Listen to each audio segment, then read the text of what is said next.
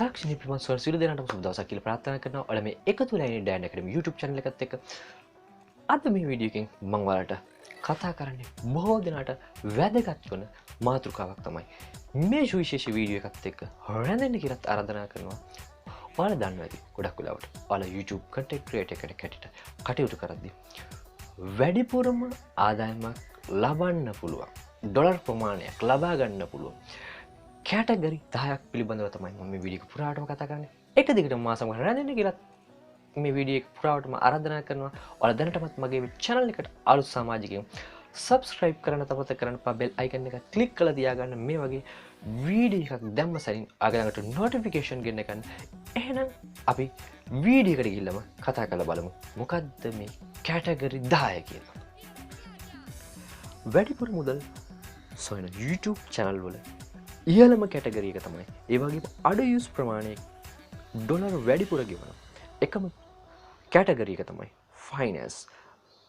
stock market, share market මෙයාටතර අයත් වෙනවා. ඒ වගේම ads revenue එකත් වැඩිපුර ගෙවනවා. උදාහරණයක් කියනවා නම් views 1000කට සාමාන්‍ය ඩොලර් 5ක් වුණත් මේ කැටගරි යටතේ හොයන්න පුළුවන්. දෙවැනි කැටගරි එක තමයි affiliate market. මෙතනින් ඔයාලට උදාහරණයක් විදිහට කතා කළොත් Amazon තවත් එක දෙයක් ඔයාලා දන්නවා ඇති.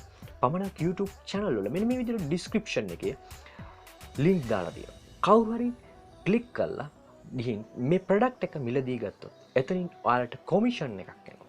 ඒ වගේම ads වලින් ඔයාලට වෙනම revenue එකක් එනවා.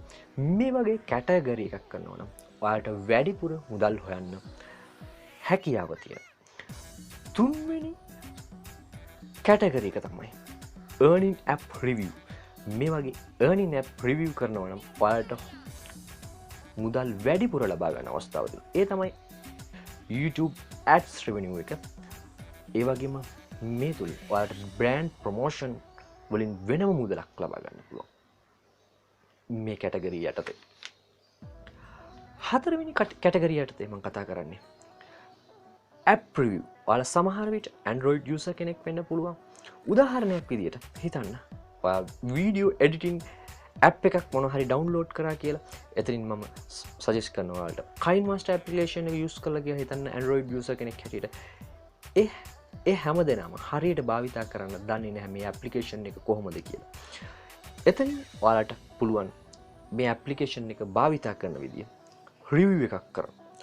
ඔයාලට හොඳ ඉන්කම් එකකට යන්න පුළුවන් මෙන්න මේ වගේ කැටගරියක් යටතේ app review කරලා හඳුන්වලා දීලා. ඒ වගේම මෙතනින් ads revenue එක ඒ වගේම sponsorship හරහා මුදල් හෙවීමේ හැකියාව තියෙනවා. පස්වෙනි කැටගරිය යට තමයි tech කැටගරිය මම ඔයාලට මේ වීඩියෝ එකෙන් පෙන්නන්නේ. smartphone review ඔයාලා දන්නවා ඒක ගොඩක් වෙලාවට. ඒ පිළිබඳ වීඩියෝ නිර්මාණය කරන්න පුළුවන්. ඔයාලා අලුතින් මොනවද වෙළඳ පොළට එන මොබයිල් කියලා මේ යටතේ වීඩියෝ නිර්මාණය කරන්න පුළුවන්. ඒ වගේම මොබයිල් මේ කැටගරිය හරහා ස්පොන්සර්ෂිප්ස් පාඩ් ලබා ගන්න පුළුවන්. ඒ වගේම ෆෝන් එක රිවිව් කරන වීඩියෝ එකටත් වෙනම මුදලක් ලබා ගන්න පුළුවන්. ඇඩ්ස් වලින් වෙනම රෙවිනියු එකක් ඔයාලගේ අතට ගන්න පුළුවන්. හයවෙනි කැටගරි එක විදිහට කතා කරන්නේ vlogs කැටගරි. vlogs කැටගරි කොටස් දෙකකට මම මේ විදිහට දානවා. ලයිෆ් ස්ටයිල් එකේදී ටිකක් ඉන්කම් එක අනිවාර්යෙන්ම අඩුයි. අනිත් එක තමයි travel vlogs. නමුත් travel vlogs වලදී ඉන්කම් එක වැඩි. කොහොමද වෙන්නේ කියලා ඔයාලා හිතනවා ඇති.